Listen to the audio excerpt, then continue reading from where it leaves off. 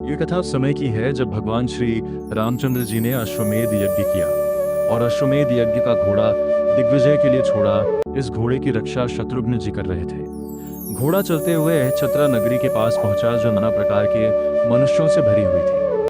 उसमें ब्राह्मणों तथा अन्य अन्य द्विजों का निवास था। अनेकों प्रकार के रत्नों से वह पूरी सजाई गई थी। सोने और स्फटिक मणि के बने हुए महल तथा गोपुर फाटक उस नगरी की शोभा बढ़ा रहे थे। वहां के मनुष्य सब प्रकार के सदाचार से सुशोभित थे। शत्रुघ्न ने दूर से ही उस नगरी को देखा। उस नगरी में एक उद्यान था जो उस नगर में सबसे श्रेष्ठ था। यज्ञ का घोड़ा उस उपवन के बीच में घुस गया तथा उसके पीछे पीछे वीर शत्रुघ्न भी, जिनके चरण कमलों की सेवा में अनेकों धनुर्धर क्षत्रिय मौजूद थे, उसमें जा पहुंचे। वहां जाने पर उन्हें एक देव मंदिर दिखाई दिया जिसकी रचना अद्भुत थी। वह कैलाश शिखर के समान ऊंचा तथा शोभा से संपन्न था। देवताओं के लिए भी वह सेव्य जान पड़ता था। उस सुंदर देवालय को देखकर श्री रघुनाथ जी के भाई शत्रुघ्न ने अपने सुमति नामक मंत्री से, जो अच्छे वक्ता थे, पूछा। शत्रुघ्न बोले, मंत्रीवर, बताओ ये क्या है? किस देवता का मंदिर है? किस देवता का यहाँ पूजन होता है तथा वे देवता किस हेतु से यहाँ विराजमान है? मंत्री सब बातों के जानकार थे। उन्होंने शत्रुघ्न का प्रश्न सुनकर कहा, वीरवर, एकाग्रचित्त होकर सुनो। मैं सब बातों का यथावत वर्णन करता हूँ। इसे तुम कामाक्षा देवी का उत्तम स्थान समझो। ये जगत को एकमात्र कल्याण प्रदान करने वाला है। पूर्व काल में छत्रा नगरी के स्वामी राजा सुमद की प्रार्थना से भगवती कामाक्षा यहाँ विराजमान हुई, जो भक्तों का दुख दूर करती हुई उनकी समस्त कामनाओं को पूर्ण करती हैं। वीर शिरोमणि शत्रुघ्न, तुम इन्हें प्रणाम करो। मंत्री के वचन सुनकर शत्रुओं को ताप देने वाले नरश्रेष्ठ शत्रुघ्न ने भगवती कामाक्षा को प्रणाम किया और उनके प्रकट होने के संबंध की सब बातें पूछी।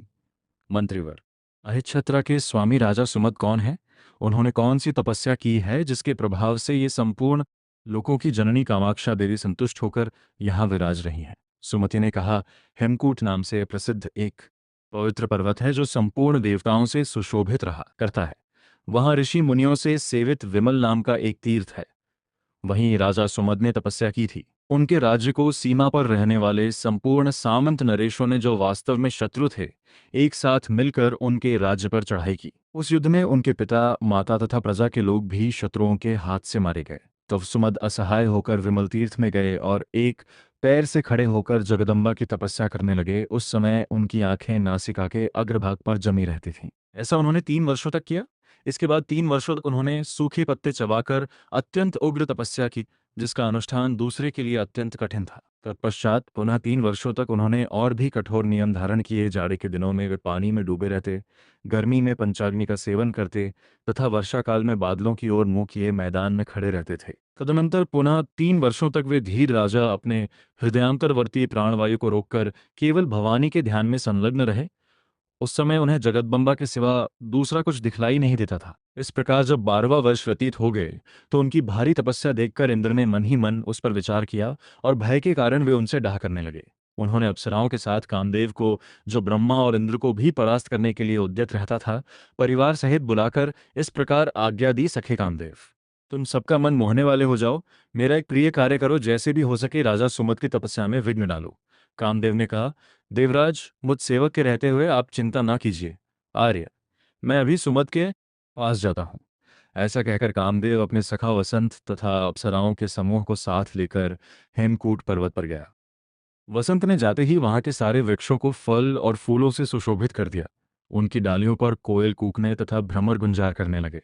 दक्षिण दिशा की ओर से ठंडी ठंडी हवा चलने लगी, जिसमें कृतमाला नदी के तीर पर खिले हुए लवंग कुसुमों की सुगंध आ रही थी। इस प्रकार जब समूचे वन में वसंत की शोभा छा गई तो अप्सराओं में श्रेष्ठ रंभा अपनी सखियों से घिरकर सुमद के पास गई। रंभा का स्वर किन्नरों के समान मनोहर था। वह मृदंग और नव आदि नाना प्रकार के बाजे बजाने में भी निपुण थी। राजा के समीप पहुंचकर उसने गाना आरंभ कर दिया। महाराज सुमद ने जब वह मधुर गान सुना, वसंत की मनोहारिणी छटा देखी तथा मन को लुभाने वाली मीठी तान सुनी तो चारों ओर दृष्टि दौड़ाई। फिर सारा रहस्य उनकी समझ में आ गया। राजा को ध्यान से जगह देख फूलों का धनुष धारण करने वाले कामदेव ने बड़ी फुर्ती दिखाई। उसने उनके पीछे की ओर खड़ा होकर तत्काल अपना धनुष चढ़ा लिया। इतने ही में एक अप्सरा अपने नेत्र पल्लवों को न चाहती हुई राजा के दोनों चरण दबाने लगी। दूसरी सामने खड़ी होकर कटाक्षपात करने लगी तथा तीसरी शरीर की श्रृंगार जनित चेष्टाएं, तरह तरह के हाव भाव प्रदर्शित करने लगी। इस प्रकार अप्सराओं से घिरकर जितेंद्रियों के शिरोमणि बुद्धिमान राजा सुमद यो चिंता करने लगे, ये सुंदरी अप्सराएं मेरी तपस्या में विघ्न डालने के लिए यहाँ आई हैं। इन्हें इंद्र ने भेजा है।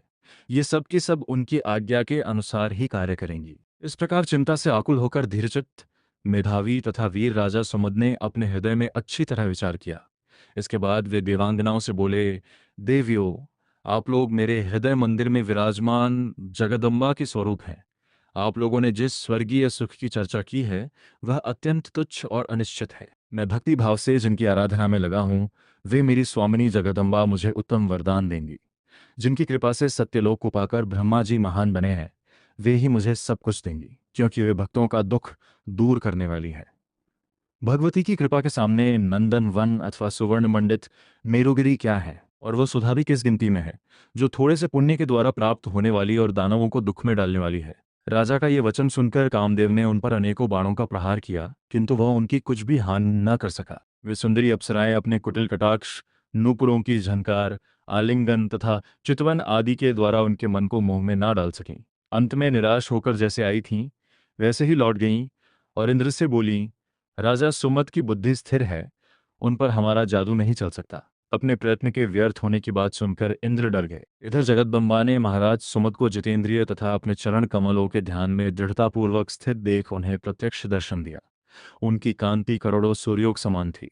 वे अपनी 4 भुजाओं में धनुष, बाण, अंकुश और पाश धारण किए थीं। माता का दर्शन पाकर बुद्धिमान राजा को बड़ी प्रसन्नता हुई। उन्होंने बारंबार मस्तक झुकाकर भक्ति भावना से प्रकट हुई माता दुर्गा को प्रणाम किया। महामती राजा सुमत के शरीर में रोमांच हो आया। उनके अंतःकरण को वृत्ति भक्ति भाव से उत्कंठित हो गई और वे गदगद स्वर से माता की इस प्रकार स्तुति करने लगे, देवी आपकी जय हो। महादेवी, भक्त जन सदा आपकी ही सेवा करते हैं। ब्रह्मा और इंद्र आदि समस्त देवता आपके युगल चरणों की आराधना में लगे रहते हैं। आप पाप के स्पर्श से रहित हैं। आप ही के प्रताप से अग्निदेव प्राणियों के भीतर और बाहर स्थित होकर सारे जगत का कल्याण करते हैं। महादेवी, देवता और असुर सभी आपके चरणों में नतमस्तक होते हैं। आप ही विद्या तथा आप ही भगवान विष्णु की महामाया है। एकमात्र आप ही इस जगत को पवित्र करने वाली है। आप ही अपनी शक्ति से इस संसार की सृष्टि और पालन करती हैं। जगत के जीवों को मोह में डालने वाली भी आप ही हैं। सब देवता आप ही से सिद्धि पाकर सुखी होते हैं। माता, आप दया की स्वामिनी, सबकी वंदनिया तथा भक्तों पर स्नेह रखने वाली हैं। मेरा पालन कीजिए, मैं आपके चरण कमलों का सेवक हूँ, मेरी रक्षा कीजिए। सुमति ने कहा। इस प्रकार की हुई स्तुति से संतुष्ट होकर जगन्माता कामाक्षा अपने भक्त सुमत से, जिनका शरीर तपस्या के कारण दुर्बल हो रहा था, बोली, बेटा कोई उत्तम वर मांगो। माता का यह वचन सुनकर राजा सुमत को बड़ा हर्ष हुआ और उन्होंने अपना खोया हुआ कंटक राज्य जगन्माता भवानी के चरणों में अविचल भक्ति तथा अंत में संसार सागर से पार उतारने वाली मुक्ति का वरदान मांगा। कामाक्षा ने कहा, सुमद, तुम सर्वत्र अकंटक राज्य प्राप्त करो और शत्रुओं के द्वारा तुम्हारी कभी पराजय न हो। जिस समय महाशस्त्री श्री रघुनाथ रावण को मारकर सब सामग्रियों से सुशोभित अश्वमेधस्थ अनुष्ठान करेंगे, उस समय शत्रुओं का दमन करने वाले उनके महावीर भ्राता शत्रुघ्न वीर आदि से घिरकर घोड़े की रक्षा करते हुए यहाँ आएंगे। तुम उन्हें अपना राज्य, समृद्धि और धन आदि सब कुछ सौंपकर उनके साथ पृथ्वी पर भ्रमण करोगे तथा अंत में ब्रह्मा, इंद्र और शिव आदि से सेवित भगवान श्री राम को प्रणाम करके ऐसी मुक्ति प्राप्त करोगे जो यम नियमों का साधन करने वाले योगियों के लिए भी दुर्लभ है। ऐसा कहकर देवता और असुरों से अभिवंद्य कामाक्षा देवी वहां से अंतर्धान हो गईं तथा सुमद भी अपने शत्रुओं को मारकर अहिच्छत्र नगरी के राजा हुए।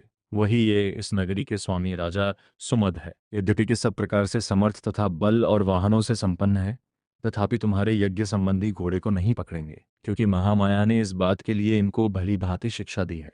शेष जी कहते हैं, सुमति के मुख से राजा सुमद का ये वृत्तांत सुनकर महान यशस्वी, बुद्धिमान और बलवान शत्रुघ्न जी बड़े प्रसन्न हुए तथा साधु साधु कहकर उन्होंने अपना हर्ष प्रकट किया। उधर अहिच्छत्रा के स्वामी अपने सेवकगणों से घिरकर सुखपूर्वक राजसभा में विराजमान थे। वेदवेत्ता ब्राह्मण तथा धन धान्य से संपन्न वैश्य भी उनके पास बैठे थे। इससे उनकी बड़ी शोभा हो रही थी। इसी समय किसी ने आकर राजा से कहा, स्वामिन, मैं जाने किसका घोड़ा नगर के पास आया है, जिसके ललाट में पत्र बंधा हुआ है। ये सुनकर राजा ने तुरंत ही एक अच्छे सेवक को भेजा और इक्वल्स कहा, जाकर पता लगाओ किस राजा का घोड़ा मेरे नगर के निकट आया है। सेवक ने जाकर सब बात का पता लगाया और महान क्षत्रियों से सेवित राजा सुमत के पास आरंभ से ही सारा वृत्तांत कह सुनाया। श्री रघुनाथ जी का घोड़ा है, ये सुनकर बुद्धिमान राजा को चिरकाल की पुरानी बात का स्मरण हुआ। और उन्होंने सब लोगों को आज्ञा दी, धन धान्य से संपन्न जो मेरे आत्मीय जन हैं, वे सब लोग अपने अपने घरों पर तोरण आदि मांगलिक वस्तुओं की रचना करें। इन सब बातों के लिए आज्ञा देकर स्वयं राजा सुमद अपने पुत्र पौत्र और रानी आदि समस्त परिवार को साथ लेकर शत्रुघ्न के पास गए। शत्रुघ्न ने अपने भतीजे भरत जी के पुत्र पुष्कल तथा अन्य योद्धाओं और मंत्रियों के साथ देखा कि वीर राजा सुमद आ रहे हैं। राजा ने आकर बड़ी प्रसन्नता के साथ शत्रुघ्न को प्रणाम किया और कहा, प्रभु, आज मैं धन्य और कृतार्थ हो गया।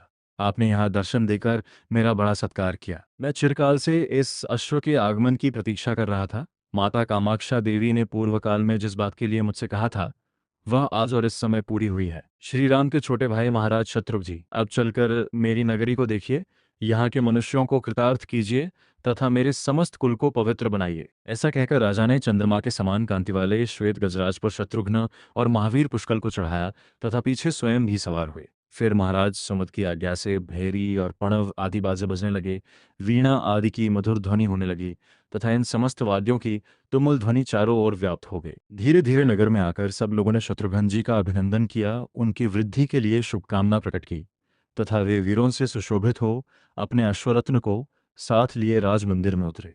उस समय सारा राजभवन तोरण आदि से सजाया गया था तथा स्वयं राजा सुमद शत्रुघ्न जी को आगे करके चल रहे थे। महल में पहुंचकर उन्होंने प्रसन्नता पूर्वक अर्घ्य आदि के द्वारा शत्रुघ्न जी का पूजन किया। इससे शत्रुघ्न जी बहुत प्रसन्न हुए। बोलो श्री रामचंद्र जी की जय। बोलो कामाक्षा माता की जय।